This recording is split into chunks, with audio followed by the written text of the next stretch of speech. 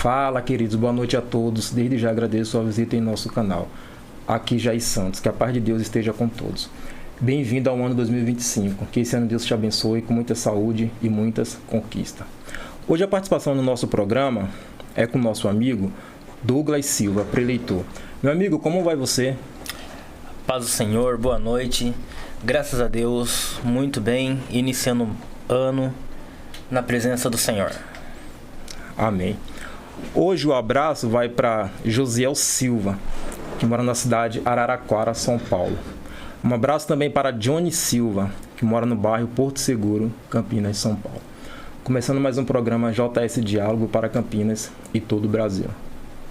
Meu amigo Douglas, Joel 3:14 relata: multidões e multidões espera no vale da decisão, onde o dia do Senhor chegará em breve. Discorra um pouco sobre esse versículo. Amém, irmão. É um prazer estar aqui. É um prazer ter a oportunidade de falar um pouquinho sobre Deus, discutir esse assunto com o Senhor, que é um assunto maravilhoso. Jair, nessa passagem da Bíblia de Joel, ela refere-se a um momento em que o povo de Israel ele estava saindo do exílio. E o engraçado dessa passagem é que o povo ele saía do exílio, mas o exílio não saía do povo. O povo ele tinha ido embora do exílio, mas ele tinha levado o exílio consigo. O que é levar o exílio consigo? O povo ele tinha sido liberto, mas a cultura que foi implantada nele no exílio ficou. Então o povo ele voltou para Israel, mas ele voltou com as culturas, voltou com os pecados, voltou com os costumes errados. E eles achavam que estava tudo bem assim.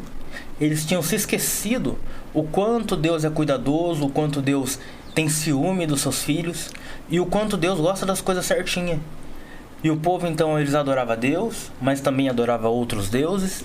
Eles buscavam o Senhor, mas também fazia outros rituais. E aí Deus levanta Joel para falar com o povo. Fala: olha, vocês saíram do exílio, mas o exílio não saiu de vocês. E vai chegar um dia que o Senhor vai cobrar. Trazendo para os dias de hoje isso, infelizmente, é uma coisa que acontece muito. As pessoas, elas saem do mundo e vêm para a igreja, mas o mundo não sai delas. Eu costumo dizer que são as pessoas que são adeptas do Evangelho. São as pessoas que gostam de seguir o Evangelho, mas não viver o Evangelho. A pessoa que segue o Evangelho, Jair, é a pessoa que ela gosta dos louvores, ela gosta de ir na igreja, a pessoa ela gosta de ouvir as pregações, ela acha tudo lindo dentro da igreja, mas quando chega o momento dela se abdicar de si mesmo, de ela renunciar o mundo em nome de Deus, aí ela trava. Quando chega o momento que ela precisa escolher, fala: peraí, eu quero Deus ou eu quero o mundo? Aí ela trava. Aí ela começa a vir naquelas pregações que a gente vê na internet, fala: olha, vem como está e fica assim mesmo. Deus te chamou assim. E não é assim que o Senhor quer. O Senhor quer que a gente escolha. Ou você serve o Senhor de verdade, ou você não serve. Esse fã-clube de Jesus Cristo não vai nos levar para o céu. Esse fã-clube de Jesus Cristo é o falso evangelho. Não adianta nada você ouvir hinos, você ouvir pregações, você ir no culto, mas você não se entregar para viver o evangelho de verdade. Amém, irmão, benção. Na verdade, esse versículo vai muito de encontro do que eu já falei aqui algumas vezes. A gente vive em uma geração que o povo ele procura muita multidão. O próprio Jesus ele não gostava da multidão. A gente pega muitos relatos que a Bíblia relata: e a multidão o seguia, e ele o deixava a multidão. Não estou falando que é pecado você estar no meio da multidão, mas você precisa ter seu particular com Deus. Quando você se entrega muito à multidão, aí às vezes você esquece de ter seu particular com Deus, quer entrar no quarto e orar, é aí que entra a depressão, é aí que entra o término do casamento, e assim inúmeras situações. Então, não estou falando, repetir de novo, não estou falando que é pecado você estar em multidão, mas você também tem que entender que você tem que ter seu particular com Deus. Esse é o maior propósito da questão do Evangelho para você seguir em paz. Meu amigo, qual a mensagem para essa noite? Jair, o Senhor colocou no meu coração uma mensagem que tem muito a ver com esse tema, que nós estávamos falando sobre multidões nos vales da decisão. Fica em Lucas capítulo 10, 38, é a passagem que fala sobre Marta e Maria. Nesse tema a gente vai falar um pouquinho sobre a postura cristã, sobre como a gente escolhe se tornar cristão. Como lá em Joel, no exílio, as pessoas elas tinham que escolher se elas iam seguir a Deus de verdade ou se elas iam levar uma vida mais ou menos. A Bíblia também nos dá referências para que nós possamos escolher como nós queremos nos portar diante ao Senhor. Eu vou ler aqui para não ficar só nas minhas palavras. Então Lucas 10, 38 diz assim: E aconteceu que, indo eles de caminho, entrou numa aldeia, e certa mulher por nome Marta o recebeu em sua casa. E tinha esta uma irmã chamada Maria, a qual, assentando-se também aos pés de Jesus, ouviu a sua palavra. Marta, porém, andava distraída em muitos serviços, e aproximando-se disse: Senhor, não se te dá de que a minha irmã me deixe servir só? Dize-lhe, pois, que me ajude. E respondendo Jesus, disse-lhe: Marta, Marta, estás ansiosa e fadigada com muitas coisas, mas uma só é necessária. E Maria escolheu a boa parte, a qual não lhe será tirada. Glória a Deus. Jair, nesse contexto, a gente observa que o Senhor esteve numa casa, a casa de Marta, Maria e o seu irmão Lázaro. E nessa casa, Jair, ele esteve lá para pregar o evangelho, para trazer as boas novas. E lá tinha as duas irmãs, Marta, Maria. E cada uma tomou um posicionamento diferente perante Jesus. Marta, ela queria agradar o Senhor. Marta estava preocupada em impressionar o Senhor.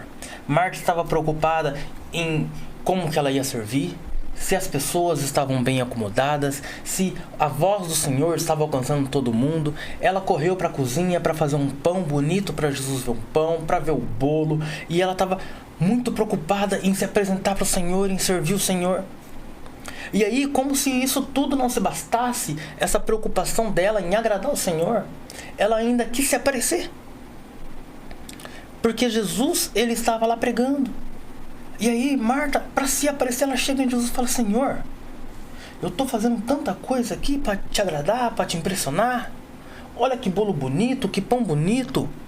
E o Senhor não está vendo que a minha irmã não está fazendo nada? Está aí sentada. Manda ela me ajudar. Como quem diz: olha como eu faço coisas. E a outra pessoa aqui não está fazendo nada. Olha, Jesus, eu estou te agradando. Olha, Jesus, eu estou fazendo. E a minha irmã não está fazendo nada. E quando Jesus ele vê aquela situação e ele vê Maria sentada quase aos seus pés, ele olha para Marta e fala: Marta, Marta, você está preocupada com muitas coisas. E não é sobre isso o evangelho, não é para isso que eu vim aqui. Você está perdendo a oportunidade de me ouvir. E Maria estava aos pés do Senhor. E o Senhor fala: ela escolheu a boa parte e dela não lhe será tirada. Aqui a gente começa a ver duas mulheres na mesma casa, no mesmo ambiente, com o mesmo Jesus. E cada uma, ela se preocupa com coisas diferentes. Maria, ela estava na casa ouvindo Jesus, com os olhos estalados para Jesus. Ela estava na casa focada em Jesus, ela estava vivendo Jesus, aproveitando cada segundo que Jesus estava ali. E Marta estava preocupada em agradar Jesus. E no evangelho é assim. A gente vê muitos irmãos que eles estão muito preocupados com a aparência. Será que a sala está bonita? Será que a minha roupa está bonita? O que será que o Senhor vai achar do meu tom de voz? Ah, será que o instrumento está legal? E a pessoa se esquece que a gente vai na igreja é para adorar. Não que nós não temos que fazer o melhor, nós temos que fazer o melhor. Mas o objetivo principal de ir na igreja é buscar o Senhor, é adorar o Senhor. Maria tinha entendido. Ela estava ali adorando o Senhor. Ela estava dando o seu máximo de atenção ao Senhor. E Marta estava preocupada com as outras coisas. Quantas vezes nós nos pegamos preocupados com as coisas adversas, com as coisas que não é o foco do Senhor? Não que a gente não tá fazendo a obra. Marta estava dentro da casa, mas ela estava focada em outras coisas. E então, nesse momento, você vê que são duas condutas diferentes. Uma toma uma direção, a outra toma uma direção perante o Senhor. E isso vai refletir no decorrer da vida delas. Mais para frente nessa passagem, agora já lá em João 11, a Bíblia conta uma história de que Lázaro, ele fica doente e morre.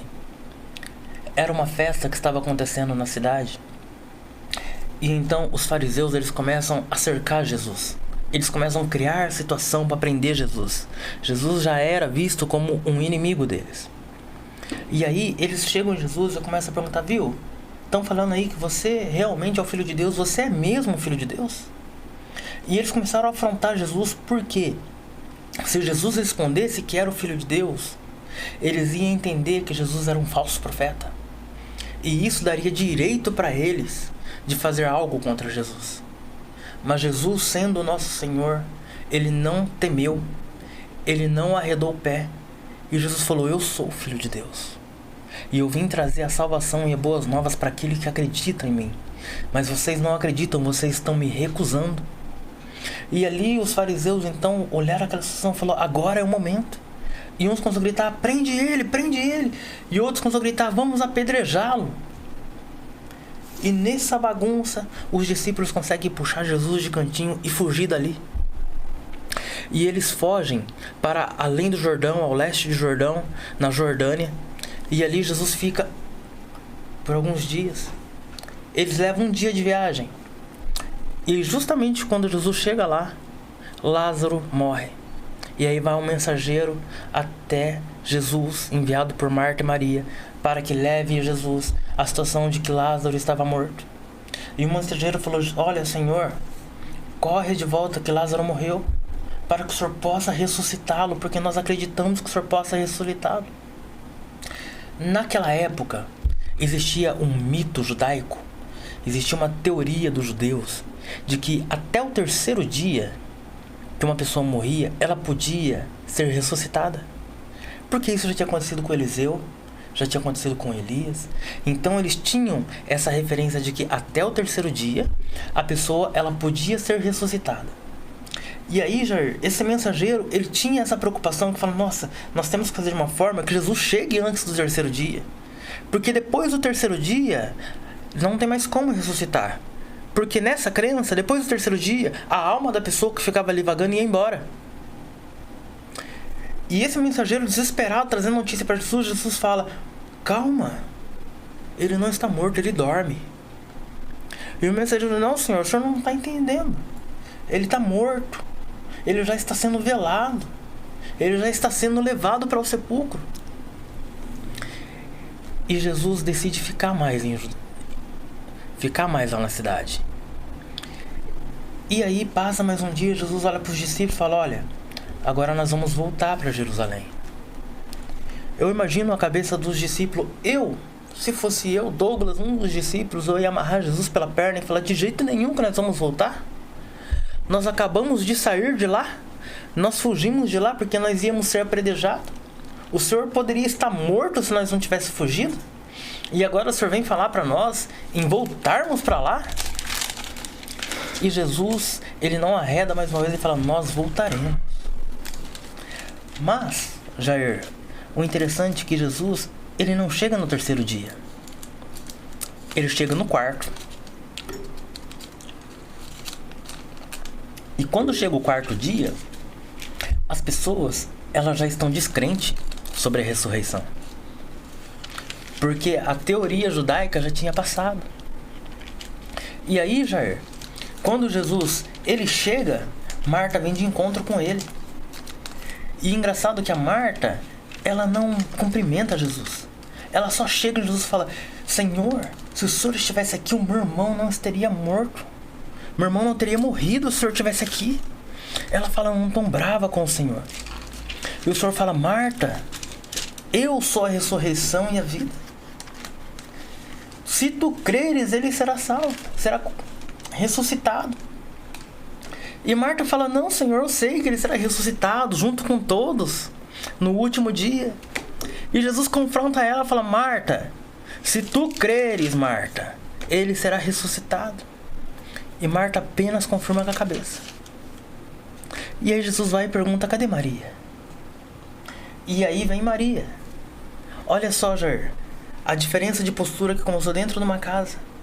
Marta estava muito focada nas coisas de fora, Maria nas coisas de dentro. Quando Maria vê o Senhor, a primeira coisa que ela faz, ela se prostra aos pés do Senhor e o adora. Olha que situação interessante. Você está velando uma pessoa e você vai adorar o Senhor.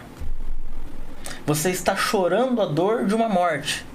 E quando você vê o Senhor, em vez de você confrontá-lo ou pedir o socorro, você primeiro vai adorar o Senhor. Imagina o quanto é difícil você adorar o Senhor na hora da dor. Eu já passei experiências assim, você já passou? Sim? E é difícil, não é? Adorar o Senhor na hora da dor é a coisa mais difícil que tem. E Maria adorou o Senhor. E a Bíblia diz que o Senhor Jesus, ele se moveu de íntima compaixão. O que isso quer dizer? Ele sentiu a dor de Maria. Ele se compadeceu da dor de Maria. E a Bíblia diz que ele chorou. Ele chorou junto com Maria. E agora Jesus pergunta para Maria, Maria, aonde está Lázaro? E Maria pega Jesus pelo braço e fala, Senhor, ele está por aqui. Olha a diferença de postura. Marta, quando ela vai a Jesus, ela vai levar um problema para Jesus. Marta, quando ela vai a Jesus, ela só vai entregar os problemas dela para Jesus. É o que muitas pessoas faz, é colocar Jesus na parede. Mas Maria, ela não vai levar um problema a Jesus, ela vai levar Jesus ao problema. Por quê? Porque Maria, ela tá com Jesus de braço dado e ela vai até o problema. Isso acontece muitas vezes na nossa vida. A gente, quando está afastado de Deus, a gente só fala, Deus, olha, eu tô com esse problema, Senhor, me socorre. Mas quando nós estamos próximos de Deus e nós estamos focados em adorar ao Senhor, nós primeiro adoramos ao Senhor, e aí o Senhor, ele vem do nosso lado. E a hora que o Senhor vem do nosso lado, aí sim, nós levamos o Senhor até o nosso problema. E essa palavra é muito conhecida, todos sabem. Jesus, ele pede para que empurre a pedra do sepulcro. E quando a pedra do sepulcro ela é empurrada, a primeira coisa que Marta faz, questiona, Senhor, mas já cheira mal. Senhor, não adianta mais. Eu imagino, Jair, Marta colocando a mão no nariz, a multidão colocando a mão no nariz, esperando vir aquele odor. Porque o corpo humano, quando ele está na situação que era para estar Lázaro, no quarto dia de decomposição, os órgãos já estouraram tudo. O sangue virou uma bolota, uma pedra. A pele, ela já com os poros todos abertos, então ela inala. Os narizes, todos os furos do corpo estão soltando líquidos e soltando odor. E aí Marta está lá esperando. Por quê? Porque Marta não consegue acreditar no milagre. Mas Maria não, Maria fica do lado de Jesus. Porque ela levou Jesus até o problema. E se ela levou Jesus até o problema, ela tem fé que Jesus vai resolver o problema. E quando remove a pedra, Jesus grita, Lázaro, sai para fora. E Lázaro sai andando para fora. Essa é a diferença de Marta e Maria. Marta, ela viu o milagre acontecer. Marta, ela estava lá junto com Maria, com Jesus, ela viu Lázaro saindo, ela viu o milagre acontecendo. Mas Maria, ela viveu o milagre, Jair.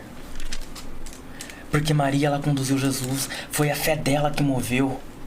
Foi a adoração dela que moveu a íntima compaixão do Senhor. Maria viveu o milagre. Quando nós nos posicionamos em seguir Jesus de verdade, nós vivemos o milagre. Mas quando nós somos apenas uma plateia na igreja, a gente só vê o milagre acontecer. E geralmente na vida das outras pessoas. E a gente não entende por que na nossa vida não está acontecendo o milagre. É porque a gente não estamos vivendo na presença do Senhor. a gente estamos apenas assistindo, apenas vendo a casa do Senhor. E o engraçado dessa passagem é que no capítulo 11, Jair, Lázaro, ele morre e é ressuscitado. E depois, no capítulo 12, Jesus está novamente na casa de Marta e Maria. E aí eu te pergunto, qual era o posicionamento de Marta nessa circunstância? Marta estava novamente na cozinha. Marta estava novamente cuidando dos afazeres da casa, preocupada em servir as pessoas, preocupada com a comida, preocupada se as pessoas estão bem com o ambiente. Ela não tinha aprendido nada com as experiências da vida. E Maria, onde estava? Maria estava no seu quarto, abrindo um baú, fuçando, procurando lá dentro. E aí ela sai com um vasinho, assim, feito de mármore, um vaso de alabastro. E ela sai com esse vaso.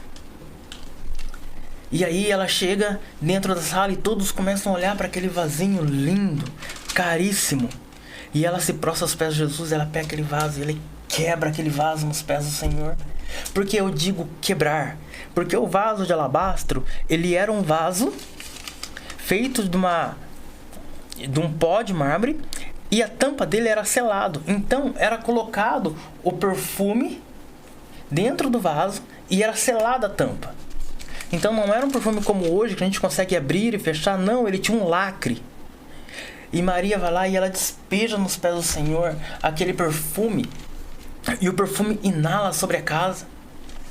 E aí as pessoas ficam espantadas porque aquele perfume era um perfume famoso. E aquele perfume era um perfume que vinha da Índia. Ele vinha de longe. Ele levava meses viajando a camelo. E dizia-se naquela época, segundo a cultura, que aquele era uma compra de uma vida. As mulheres, elas trabalhavam, juntavam o seu dinheiro para comprar aquele perfume, que era muito caro, era equivalente a 1 ano de trabalho, para que quando ela se casasse, no dia da núpcia, ela quebrava aquele perfume e derramava sobre o corpo para o noivo. E Maria, então, ela pega aquilo que ela tem de mais precioso, aquilo que custou muito para ela conquistar, que ela tinha guardado no fundo do baú certinho para o dia do seu casamento. E ela vai e ela despeja sobre o Senhor. E ela lava os pés do Senhor. E depois de lavar os pés do Senhor, ela enxuga com o seu cabelo. E a pergunta que fica, Jair: o que nós estamos derramando sobre os pés do Senhor? Que perfume nós estamos derramando sobre o pé do Senhor? Será que nós estamos derramando o nosso melhor sobre os pés do Senhor? Ou será que nós estamos apenas como Marta, que está lá na cozinha, assistindo de longe, como ela tinha feito lá no começo? Maria estava entregando o seu melhor ao Senhor. E a Bíblia diz que era um aroma que inalava e ia na narina de todo mundo. Se trazermos para o lado de hoje, o que é isso que chega à narina do Senhor? É a nossa adoração. Será que a nossa adoração está alcançando o Senhor? Será que nós estamos adorando ao Senhor a ponto de que esse nosso sacrifício em vida está alcançando as narinas do Senhor? Como nós dissemos lá no comecinho da palavra em Joel, que era o vale das multidões, como você está fazendo perante Deus? Você está decidido a viver o Evangelho de verdade como Maria? Ou você apenas vive como Marta? Marta, ela era uma adepta do Evangelho. Ela acreditava em Jesus. Ela estava lá na casa. Mas ela não abria mão dos seus costumes para sentar e ouvir Jesus. Nem na primeira circunstância. Nem no milagre que elas viveram. E nem na última circunstância, que é onde a gente fecha esse ciclo da história de Marta e Maria. Marta, ela amava o Senhor. Ela acreditava no Senhor. Mas ela não conseguia viver o Senhor. Já Maria, ela vivia os milagres do Senhor. Maria, ela lavou os pés do Senhor. Ela ofereceu o melhor dela para o Senhor. Às vezes, irmãos, nós estamos tão focados em ouvir os louvores, focados em ouvir palavras, ouvir podcasts, em falar que gosta da igreja, eu gosto do ambiente, eu gosto das músicas da igreja, mas quando chega na hora de nós oferecermos nosso melhor para o Senhor, quando chega na hora de nós abrirmos mão do mundo em nome do Senhor, nós não conseguimos. Nós simplesmente falamos, mas o Senhor me ama do jeito que eu sou, né? Sim, Ele te ama. Mas e quanto a você? O quanto você ama o Senhor?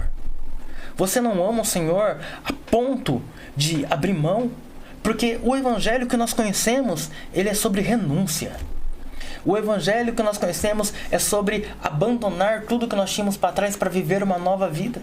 É morrer para o mundo e nascer para Cristo. Amém, irmãos?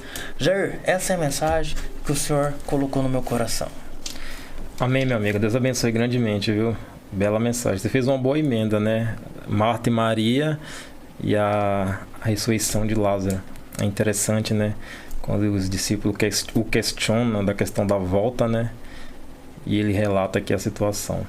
Mas enfim, boa mensagem, viu? Que Deus abençoe grandemente sua vida. Douglas Silva, preleitor.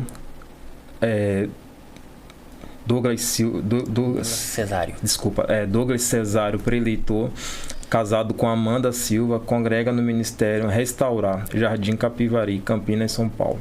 Reside no bairro Jardim Amoreiras, Campinas, São Paulo. Meu amigo, deixa seu contato aí para pregar nas igrejas, se puder, fazendo um favor. Amém, irmão. 199-8290-7462. Amém, Deus abençoe. Papai, tanto Silva que teve aqui hoje, então eu confundi. É Douglas Cesário. Douglas Cesário. Amém, graças a Deus. Mais uma vez, que Deus abençoe grandemente, você, seu ministério lá. Quer mandar um abraço para alguém, agradecer? Amém. Eu quero mandar um abraço para toda a família Restaurar e para todos os meus familiares que eu amo muito. Em nome de Jesus, esse será um ano de bênçãos, prosperidade e transformação. Glória a Deus. Meus amigos, como os que acompanham a gente há um tempo, aproximadamente 2 anos atrás, eu sofri um acidente grave de moto, né?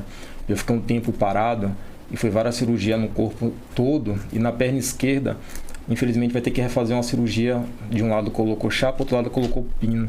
E um dos pinos tá ou machucando ou o corpo tá rejeitando. Eu não queria fazer, confesso com você, já tô com a vida andando, mas é preciso, né? É uma coisa simples, nós precisamos fazer para não agravar com o tempo a mais. Então, é bem provável que acho que dia 20 eu vou estar fazendo essa cirurgia, mas inclusive até lá a gente vai tentar colocar mais uma gravação. Já estou alinhando na área da educação, que faz tempo que a gente não traz ninguém na área da educação aqui, é bom estar alinhado lado a lado.